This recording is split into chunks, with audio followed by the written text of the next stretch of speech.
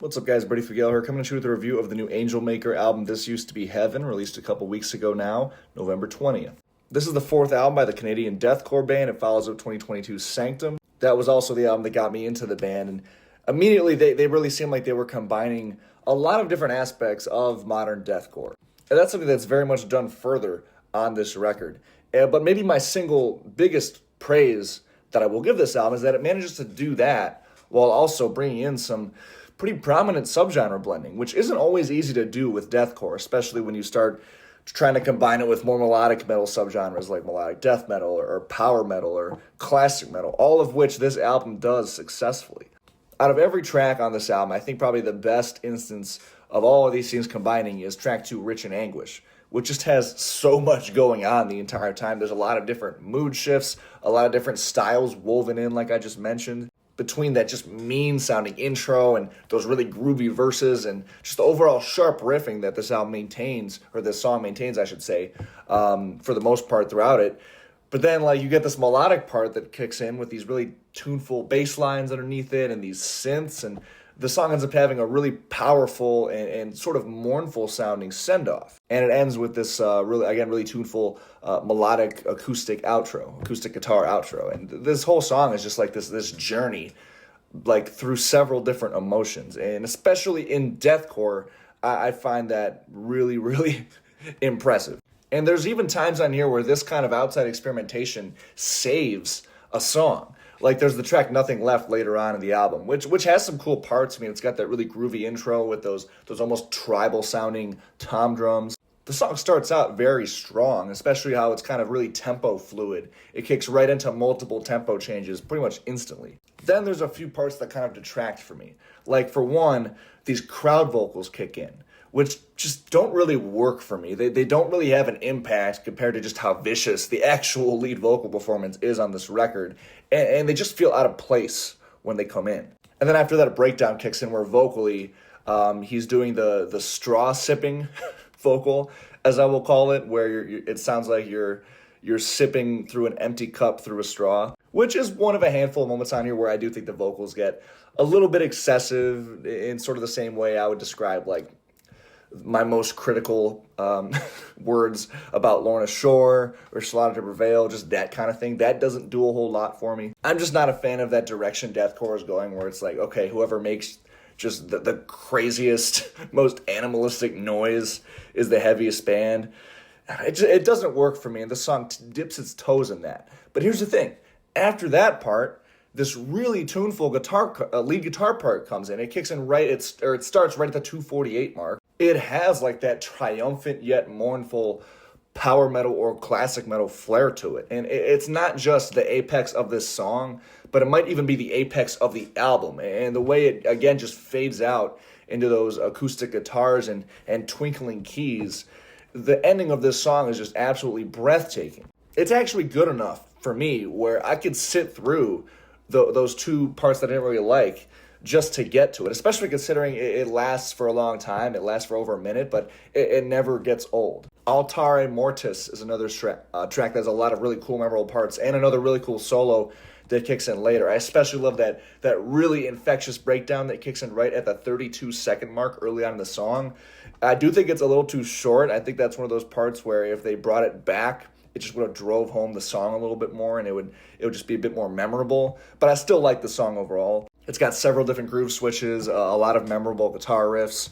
And then another huge highlight comes later on in the album, actually the closer, which is also the title track, This Used to Be Heaven, which, again, is just so dynamic the entire time. It starts with that atmospheric clean guitar intro, and then the melodies that you get in there, especially in that main riff and behind that chorus section with those clean guitars, it brings somewhat of a pronounced blackened edge. The verses are super ugly. Again, there's another really cool lead section later on in the song. This is also the only instance of clean vocals on this entire record, and I think they're used really well here. I love the way that they're a bit more distant, and they don't come off as polished. Whereas if they did, I feel like this song would have just felt a little bit like they were trying to have a clear metalcore attempt on the deathcore record. That's something that I think a lot of deathcore bands fail at, is incorporating clean vocals.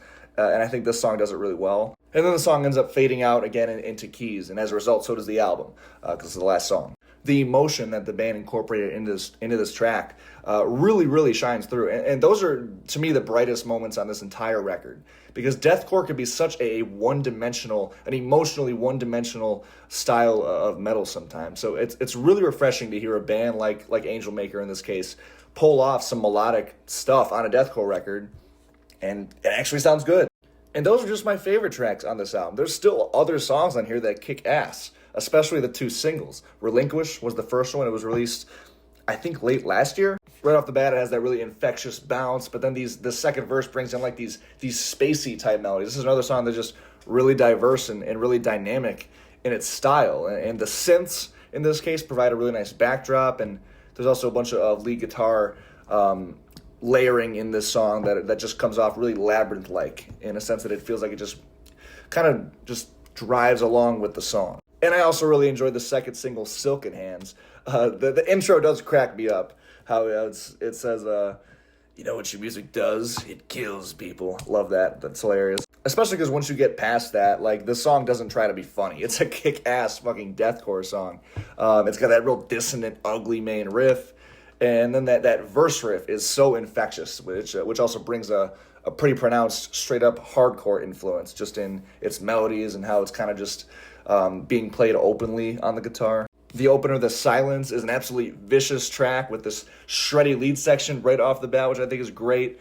Again, it brings a lot of dissonance. There's a cool transition into that groovy mid-tempo section a little over halfway through the song.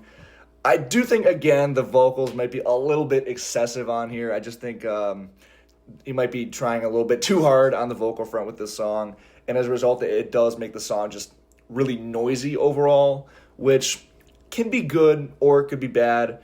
For me, it's just really middling in this case, but I do really like the energy of this song. I think it was at least a good track to start the album, although it is really short. Track 3, Haunter, is another cool one. It brings in, again, more of like a blackened influence. There's pretty much just straight up black metal sections, at least when it comes to those parts where it's just full on blast beats, tremolo riffs, and high screams. I also like Malevolence Reigns. That's a track where it just has this vicious intro that mood-wise almost sounds like it's bringing a subtle, like, Dark Circus vibe in the actual melodies in the riff. It's not like they're playing some, like, melodic part that sounds Dark Circusy that would be on, I don't know, maybe like a BT Bam album. They just have a straight-up riff that gives me those vibes, and that, I think, was a pretty creative interplay. So as you can see, I like the majority of the songs on here, and there's a couple songs that I really love. There are a few moments on this record that underwhelm me a little bit.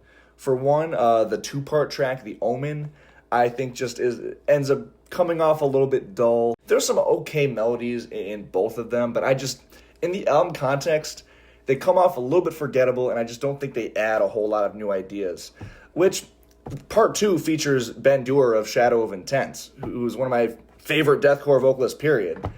But I feel like the vocals kind of blend together in that song. And this is coming from a Shadow of Intent fan. So as a result, I don't think his feature added a whole lot to the song. There's the acoustic and synth interlude track, Renaissance. I mean, it's fine.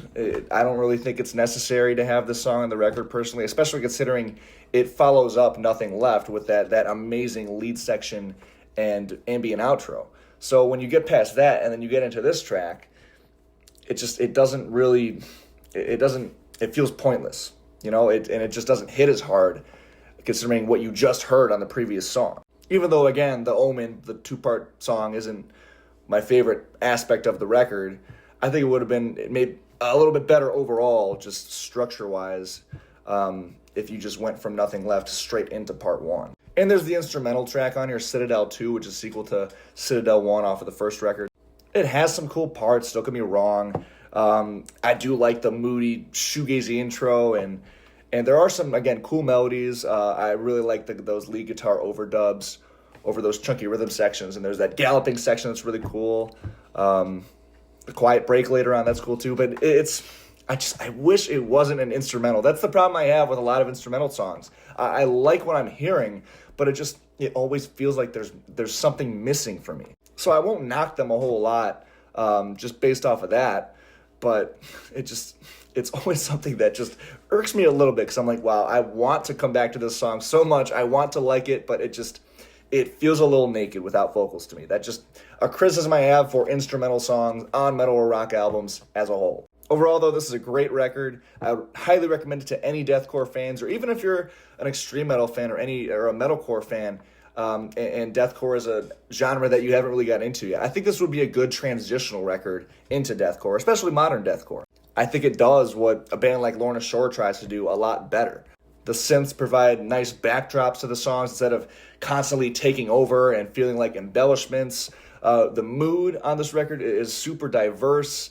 The subgenre blending is great. The lead guitar work is awesome. So maybe a few refinements, but overall, I'm really digging this record, and it's another awesome deathcore record and a great one to end the year with. This was such a great year for deathcore. I'm going to score this album a 26 out of 30. As always, thank you guys so much for watching. Remember to hit subscribe for more rock and related content, as well as check out the description for all my links, and comment your thoughts on this album below. I'd love to hear them. And yeah, until next time, I'll see you guys later. Peace.